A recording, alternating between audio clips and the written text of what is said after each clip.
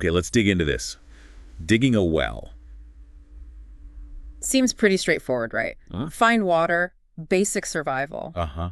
Essential. But have you ever thought, well, what if there's something deeper going on? Something profound enough for a deep dive like this? That's exactly where we're headed. We're focusing on a specific bit from Genesis chapter 26, verses 17 to 25. Right.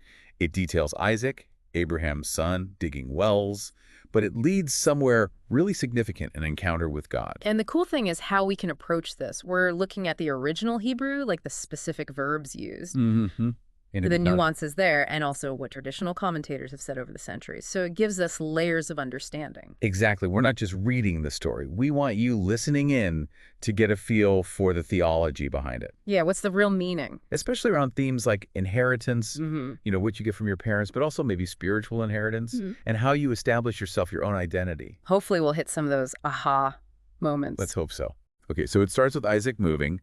Verse 17 says, he went from there and camped in the valley of Gerar and settled there. Notice that sequence. Right. Went, camped, settled.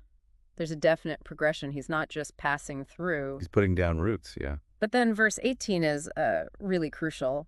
Isaac returned and redug the wells of water which they had dug in the days of Abraham his father. Okay, so he's deliberately going back to his father's work. Right. It explicitly links him to Abraham's legacy. This isn't just about thirst. It's about connection, heritage. And there's that commentary from Rashbam, right? Yeah. About the names. Yes, exactly.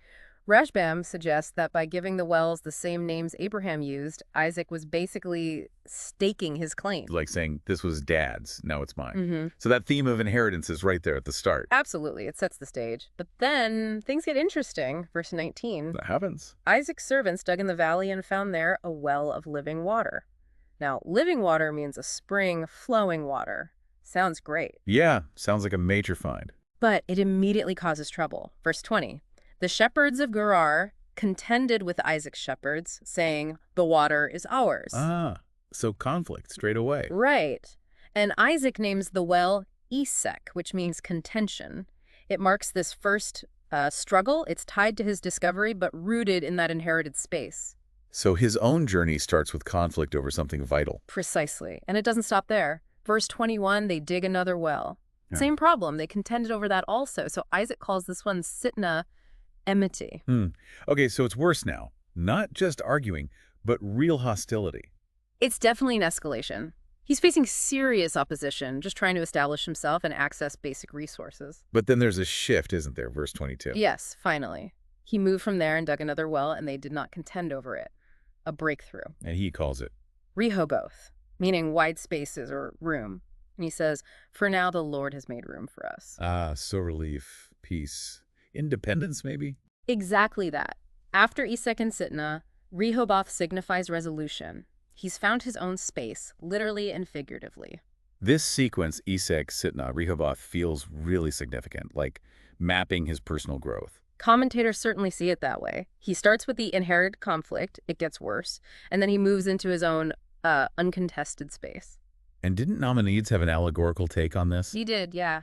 He saw the wells as symbols for the 3 temples in Jerusalem, suggesting a kind of larger divine plan unfolding through these struggles, adds another whole layer to it. Wow. Okay, so from these conflicts, Isaac moves on again to Beersheba, verses 23 to 25. And this is where the divine encounter happens. The Lord appears directly to him. A theophany. What does God say? It's powerful. I am the God of Abraham, your father. So grounding it in the past, in the covenant. Right, the connection is clear. But then, fear not, for I am with you. That's direct, personal reassurance specifically for Isaac. That combination is fascinating, isn't it? Honoring the father, but speaking directly to the son. It really is. It's not just I'm your dad's God, it's I am with you, Isaac. And how does Isaac respond? His response is key. He builds an altar there, and he calls upon the name of the Lord. So his own act of worship, not just copying Abraham. Exactly. It's his affirmation of his relationship with God, prompted by this personal encounter. And then he pitches his tent there. He settles again, but this time it feels different based on his own divine confirmation. So pulling back a bit, what's the big theological picture here? We talked about continuity with distinction. Yeah, that captures it well. He honors Abraham. The redigging shows that.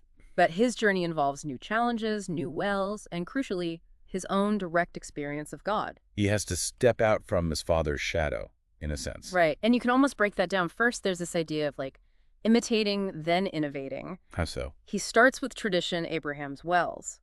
But conflict forces him to innovate, dig new wells, find his own space, give them names reflecting his experience. Wow. That really resonates, you know. How often do we start with what we're given, beliefs, traditions, but then life throws challenges that force us to adapt, to make it our own? Precisely. Then the second aspect. Receiving the same God, but in a new way. Okay. God is still the God of Abraham. The covenant continues. But that I am with you makes it personal for Isaac. It's not just inherited faith. It's a direct individual relationship. Which suggests you can't just ride on someone else's coattails forever, spiritually speaking. You need your own connection. And the third part is naming new realities. Esek, Sitnah, Rehoboth. Exactly. Those names aren't inherited. Isaac names them based on his struggles and his breakthroughs. He's interpreting his life, claiming ownership of his story. It makes you think, how do we name our own experiences? Do we just accept labels, or do we define our own challenges and successes? It's a powerful act, naming something. Now let's think about the wells themselves, the theology there. Right, because water in that part of the world, Yeah. it was everything. Absolutely. In the ancient Near East, controlling water sources was fundamental for survival, for community, for wealth.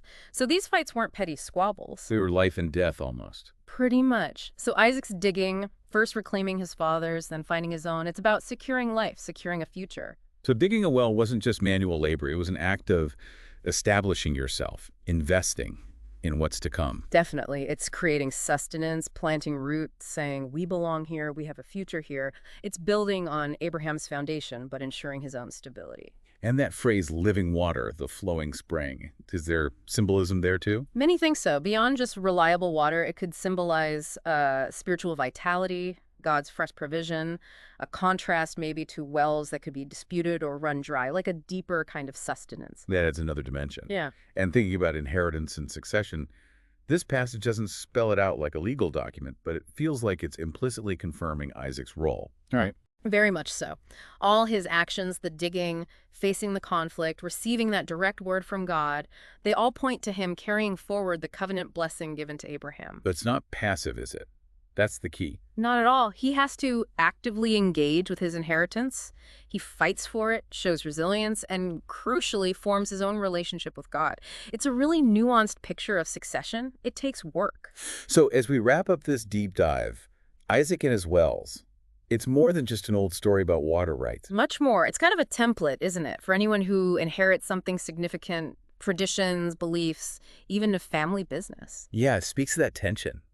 How do you honor the past, the legacy, while still forging your own path, facing your own unique struggles? And finding your own Rehoboth, your own wide spaces where you can flourish. So the final thought for you listening is maybe this. What are the wells in your life? What have you inherited, tangible or intangible? And what conflicts, what Eseks and Sitnahs have you faced in making them truly yours?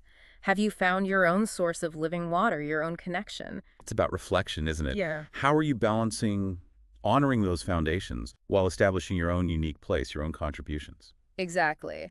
And if this has sparked your interest, definitely go read all of Genesis 26. Or maybe look up some commentary on this passage. There's always more to explore about inheritance, identity, and finding your way.